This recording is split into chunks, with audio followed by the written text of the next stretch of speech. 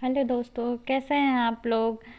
आज इतिहास की तीसरी क्लास है और आप सभी का तीसरे क्लास में यानी तीसरे दिन आप सभी लोगों का स्वागत है। हम लोग पढ़ रहे हैं इतिहास। हम लोग आज इतिहास की तीसरी क्लास है। हम लोगों ने इसके पहले 2 क्लासें कर चुकी हैं यानी पढ़ चुके हैं। पहले क्लास में हम लोगों ने पढ़ा कि कांग्रेस की स्थापना की आवश्यकता क्यों पड़ती है, उसकी स्थापना कैसे की जाती है। और दूसरी क्लास में हम लोगों ने उसके पहले, दूसरे और तीसरे अधिवेशन को पढ़ लिया था। और तीसरे अधिवेशन में हमने देखा था कि कुछ ऐसे कार्यक्रम हुए थे कि जिसके वजह से ब्रिटिश सरकार जो क्या होती है वो कांग्रेस के खिलाफ हो जाती है, यानी उसके विरुद्ध हो जाती है और नाराज़ हो जाती है। तो तीसरे अधिवेशन में ऐसा क्या क्या हुआ था, हम फिर से थोड़ा सा प्रकाश डालना चाहेंगे उस पर। तीसरे अधिवेशन में हुआ था कि पहली बार उस अधिवेशन में आम जनता से चंदा लिया गया था। और दूसरा कारण ये था ब्रिटिश सरकार को कांग्रेस के खिलाफ होने का, कि पहला तो आम जनता से चंदा लिया गया। अगर आम जनता चंदा देती है तो उस चीज़ के बारे में वो जानेगी कि आखिर ये चंदा हमसे क्यों लिया जा रहा है। तो अधिक से अधिक लोग उस कांग्रेस की जो संस्था थी, कांग्रेस खुद ही एक संस्था थी, उससे जुड़ेंगे लोग। और ये ब्रिटिश सरकार यानी अंग्रेज नहीं चाहते थे। तो ये एक कारण हुआ। और दूसरा कारण ये था कि उसमें जो भाषण दिया गया था वो क्षेत्रीय भाषा में हुआ था। किस भाषा में हुआ था? वहाँ के क्षेत्रीय भाषा में। अच्छा, पहले और दूसरे अधिवेशन में भाषण अंग्रेजी भाषा में हुआ था और तीसरे में क्या हो गया, वहाँ के क्षेत्रीय भाषा में हो गया था। और तीसरा सबसे महत्वपूर्ण का कारण ये था कि इसमें क्या हुआ था, जो सरकार की नीतियाँ थी उसका विरोध किया गया था, उसकी आलोचना उसमें की गई थी। अगर कोई किसी की आलोचना करता है तो जाहिर सी बात है कि बुरी ही चीज़ें होती हैं। अगर उनकी नीतियों को गलत बताया जाता है तो जाहिर सी बात है कि अंग्रेज हमारे खिलाफ होंगे, ब्रिटिश सरकार हमारे खिलाफ होगी। और चौथा क्या हुआ था, आर्म्स एक्ट जो शस्त्र अधिकार अधिनियम था, उसके विरोध प्रस्ताव पारित कर दिया गया था। तो तीसरे अधिवेशन में इतनी सारी चीज़ें हुई थी जिसको लेके एओ ह्यूम जो है वो असंतोष जताते हैं। तो अंग्रेज इसी लिए कांग्रेस के खिलाफ हो जाते हैं, यानी ब्रिटिश सरकार कांग्रेस के विरुद्ध हो जाती है। चलिए, अब चौथा अधिवेशन होता है 1888 में, जो इलाहाबाद में होता है। अब सरकार जब विरुद्ध थी उसके, तो सरकार ने हाथ खींच लिया। और कोई भी अधिवेशन होता है तो उसमें खर्चा भी होता है। तो देखते हैं, चलिए पढ़ते हैं आगे और क्या क्या होता है। तो चौथा अधिवेशन 1888 ईस्वी में इलाहाबाद में होता है। अध्यक्ष किसको बनाया जाता है? जॉर्ज यूले सर को। किसको बनाया जाता है? अध्यक्ष जॉर्ज यूले, जो एक अंग्रेज थे, एक यूरोपीय थे और वो ईसाई धर्म को मानने वाले थे। किस धर्म को मानने वाले थे? ईसाई धर्म को मानने वाले थे। तो बहुत सी परीक्षाओं में जब प्रश्न को घुमाया जाता है तो सीधी बात भी टेढ़ी करके पूछी जाती है। तो वो अगर पूछ दिया कि कौन से अधिवेशन में एक यूरोपीय या एक ईसाई अध्यक्ष बने थे, तो बहुत बहुत क्या 80% लोग कंफ्यूज हो जाएंगे, क्योंकि हम रटे होते हैं कि चौथा अधिवेशन के अध्यक्ष कौन थे? जॉर्ज यूले थे। और यहाँ इन दोनों अंग्रेज तो, चलिए अंग्रेज तो समझ में आ जाएगा कि अंग्रेज शब्द से हम पकड़ लेंगे, लेकिन ये दोनों शब्दों पे हमारा ध्यान नहीं जाता है। इसलिए हमने यहाँ पे सारी चीज़ें मेंशन कर रखी हैं कि कहीं से भी सवाल आए, कैसे भी सवाल आए, तो आप लोग उसका जवाब दे सकें। तो चलिए, अध्यक्ष थे जॉर्ज यूले। तो चलिए, इस अधिवेशन को सरकार ने असफल बनाने के लिए पूरा प्रयास किया। अच्छा, तीसरे अधिवेशन में जब सरकार विरुद्ध हो गई थी, खिलाफ हो गई थी कांग्रेस के, तो चौथा अधिवेशन जब होता है तो सरकार नहीं चाहती है कि ये अधिवेशन हो, क्योंकि उसको पता चल गया था कि अधिवेशन के जरिए ये हमारे खिलाफ एक षड्यंत्र रच रहे हैं या आम जनता को भड़काया जा रहा है हमारे खिलाफ, जिससे एक विद्रोह उत्पन्न हो सकता है और आंदोलन की स्थिति आ सकती है। तो प्लीज़ अगर आप लोग को हमारी वीडियो अच्छी लग रही है तो एजुकेशन पॉइंट 92 को प्लीज़ सब्सक्राइब करिए और लाइक करिए। तो चलिए सरकार क्या करती है, इस जो चौथा अधिवेशन होता है उसको असफल बनाने का पूरा प्रयास करती है। तो चलिए देखते हैं असफल बनाने वाले में कौन कौन लोग शामिल होते हैं। असफल बनाने वाले व्यक्ति: संयुक्त प्रांत के अध्यक्ष ऑकलैंड कॉल्विन, जो असफल बनाने की कोशिश करते हैं, या ब्रिटिश सरकार जिनको कहती है कि जाओ अधिवेशन को सफल ना होने देना, तो वो होते हैं ऑकलैंड कॉल्विन। और सहयोग कौन कौन करता है ऑकलैंड कॉल्विन का?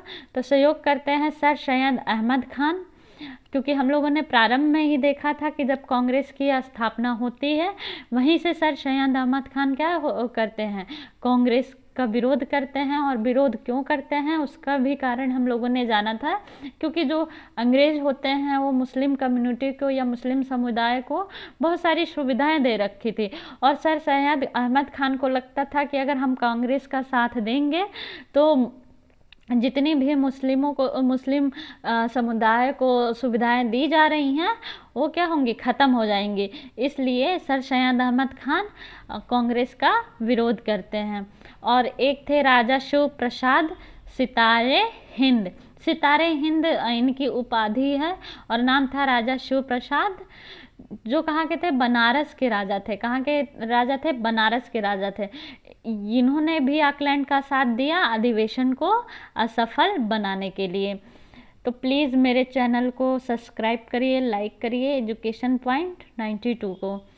तो चलिए कुछ लोग असफल किसी काम को करते हैं तो सफल बनाने वाले व्यक्ति भी होते हैं। तो देखिए सफल कौन बनाता है? राजा दरभंगा के प्रयासों से सफल हुआ और समय समय पर कांग्रेस को वित्तीय सहायता प्रदान किया। ये बिहार के राजा होते हैं, राजा दरभंगा। पहले रियायतें होती थी, तो एक रियायत ये भी थी, दरभंगा राजा दरभंगा क्या कहते हैं, जब देखते हैं कि ये अधिवेशन में वित्तीय समस्याएं हो रही हैं, पैसों के वजह से अधिवेशन नहीं हो पा रहा है, तो बहुत लोग को सबको जो भारत में थे सब जो शिक्षित थे वो चाहते थे कि हम अंग्रेज़ की गुलामी से आज़ाद हों, इस गुलामी की जंजीर से आज़ाद हों। तो इसलिए राजा दरभंगा भी यही चाहते थे।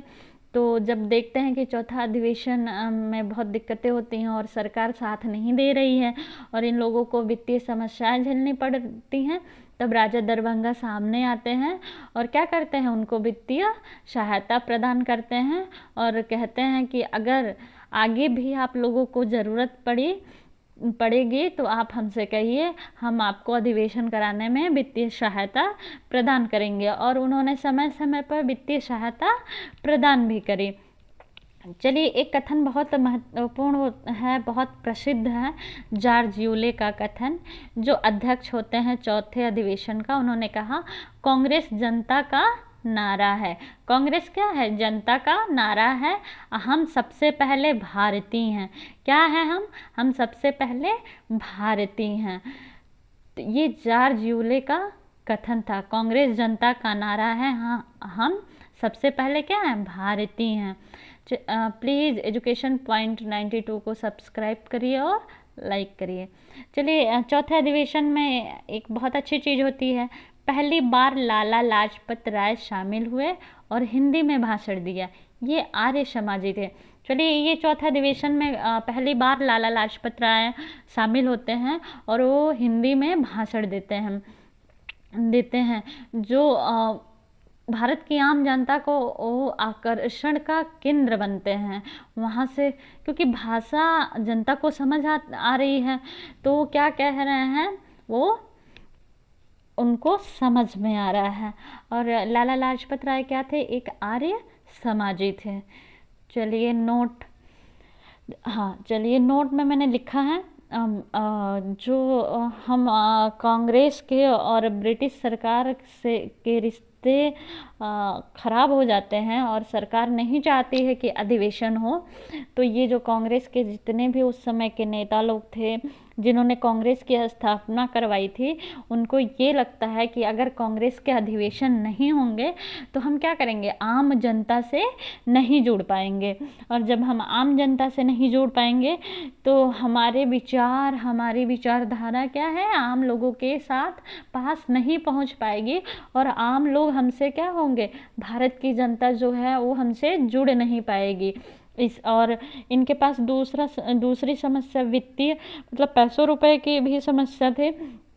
तो ये लोग क्या करते हैं, एक कमेटी बनाते हैं, और एक कमेटी को वहाँ कमेटी बनाई जाती है, और एक मुख पत्र बनाया जाता है, और उसमें अपनी बातों को रखा जाता है।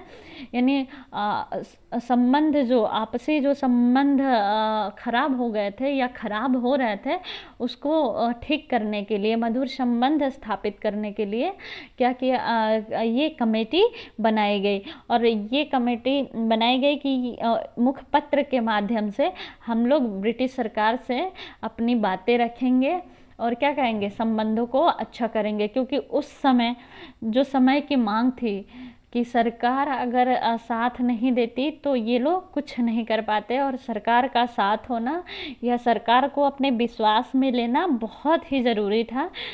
अगर सरकार विश्वास में रहेगी तो ही कांग्रेस बच पाएगी। उस समय अभी ये शुरुआती दौर था, कांग्रेस अभी बहुत स्टेबल नहीं हो पाई थी, तो इसलिए और सरकार के साथ संबंध रखते हुए हमें अपने कामों को क्या करना था, आगे बढ़ाना था। तो इसलिए एक भारतीय राष्ट्रीय कांग्रेस की ब्रिटिश कमेटी, ये जो कमेटी गठित की जाती है इसको क्या बोला जाता है, ब्रिटिश कमेटी। तो भारतीय राष्ट्रीय कांग्रेस की ब्रिटिश कमेटी समिति बनाई जाती है, जो अधिवेशन 5वें के 6 माह पूर्व जून 1889 में आयोजित होती है। तो कब बनाई जाती है, हमने आपको बताया कि अधिवेशन जो होते हैं वो दिसंबर माह के अंतिम सप्ताह में ही होते हैं। तो हर अधिवेशन जो होते थे वो दिसंबर के अंतिम सप्ताह में ही हुआ करते थे।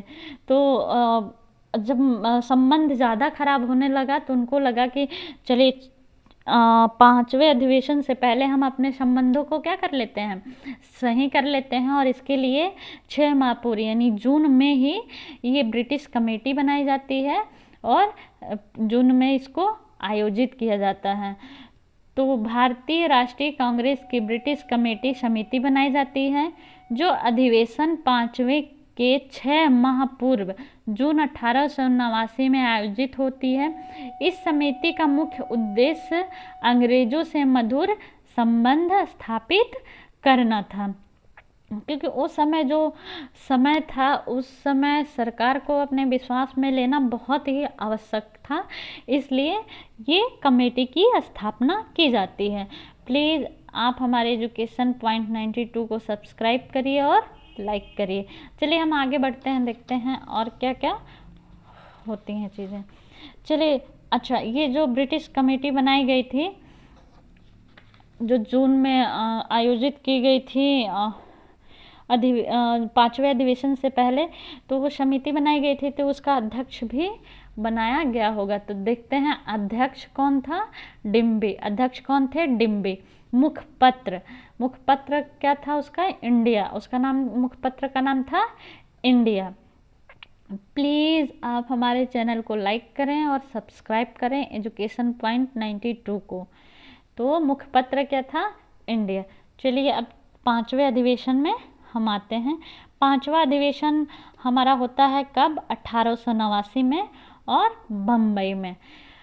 5वां अधिवेशन होता है 1889 में और बम्बई में। देखिए जो कमेटी बनाई गई थी ब्रिटिश कमेटी, और जिसका मुख्य उद्देश्य था अंग्रेज़ों से मधुर संबंध स्थापित करना, वो कमेटी अपना काम कर चुकी थी।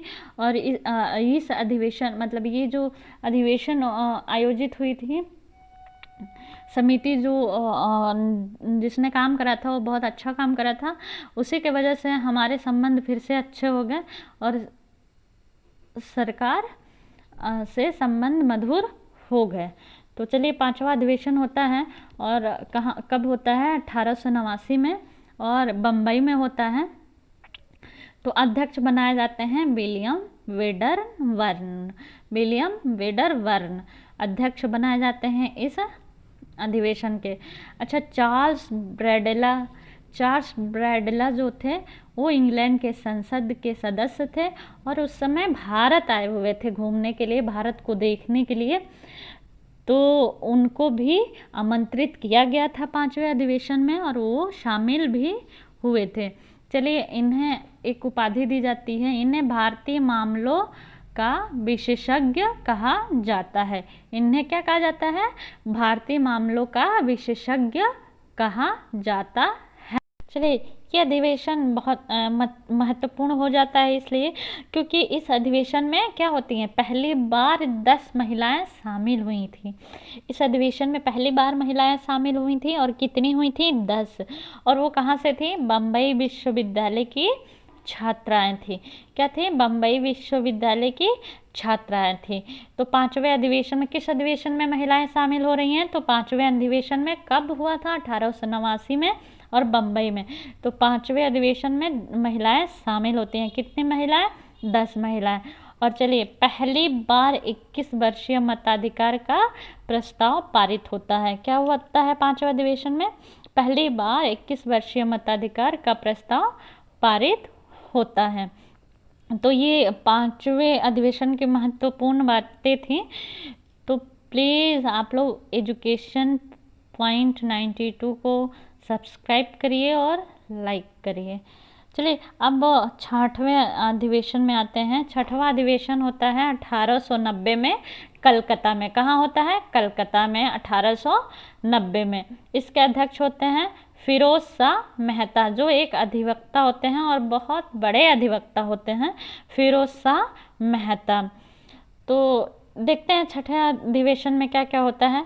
तो भारत की पहली स्नातक महिला कादम्बनी गांगुली, जो कलकत्ता विश्वविद्यालय से थी, ने भाग लिया। भारत की पहली स्नातक महिला कौन है? कादम्बनी गांगुली। स्नातक महिला कौन है? कादम्बनी गांगुली ने 6ठे अधिवेशन में पहली बार क्या किया था? भाग लिया था। और कहाँ से पढ़ी हुई थी? कलकत्ता विश्वविद्यालय से। ये पहली डॉक्टर महिला थी। ये पहली डॉक्टर महिला थी। तो डॉक्टर, ये उपाधि थी इनकी डॉक्टर की। चलिए, ये पहली भारतीय महिला भी थी जिसने अधिवेशन को संबोधित किया था। ये पहली भारतीय महिला थी जिसने अधिवेशन को क्या किया था? संबोधित किया था। तो देखिए, 6ठा अधिवेशन बहुत महत्वपूर्ण हो जाता है। इसमें क्या क्या होता है कि जो भारत की पहली स्नातक महिला थी, महिला कौन थी? कादम्बनी गांगुली। उन्होंने भाग लिया हुआ था और ऐसा अधिवेशन था जिसमें पहली बार किसी महिला ने संबोधित इस अधिवेशन को करा था। यानी कांग्रेस का अधिवेशन को पहली बार संबोधित किया गया था एक महिला के द्वारा। तो चलिए, ये हो गया। चलिए, महत्वपूर्ण कथन देख लेते हैं जो परीक्षा की दृष्टि से बहुत ही महत्वपूर्ण होते हैं। तो प्लीज़ हम फिर से कह रहे हैं कि आप हमारे चैनल को लाइक करिए और सब्सक्राइब करिए। चैनल है एजुकेशन पॉइंट 92। आपके एक सब्सक्राइब और लाइक से मैं मोटिवेट होंगी और आपके लिए बहुत अच्छे अच्छे नोट्स और भी दूसरे विषयों का मैं ले आऊँगी। और ये उम्मीद है कि हमारे नोट्स से हर परीक्षा में सवाल फंसेंगे, प्रश्न आएंगे, क्योंकि ये नोट्स बहुत अच्छे हैं। चलिए, एजुकेशन पॉइंट 92 को लाइक करिए और सब्सक्राइब करिए। चलिए, हम लोग बात कर रहे थे महत्वपूर्ण कथन। तो आज कुछ महत्वपूर्ण कथन हम लोग देख लेते हैं। डफरिन क्या कहते हैं कांग्रेस के बारे में? कांग्रेस मुट्ठी भर लोगों की प्रवक्ता है। क्या है? कांग्रेस मुट्ठी भर लोगों की प्रवक्ता है। उस टाइम बहुत कम लोग कांग्रेस से जुड़ पाए थे, शिक्षित लोग ही कांग्रेस से जुड़ रहे थे, क्योंकि अभी कांग्रेस की स्थापना नई हुई थी, कांग्रेस अभी नई थी, तो आम लोगों से जुड़ नहीं पाई थी। और जो शिक्षित समाज थे कुछ ही लोग से जुड़ पा रही थी। तो आगे चल के कांग्रेस बहुत बड़ी संस्था बनती है, पूरा भारत कांग्रेसमय हो जाता है। लेकिन उस समय डफरिन क्या कहते हैं, कांग्रेस मुट्ठी भर लोगों की प्रवक्ता है।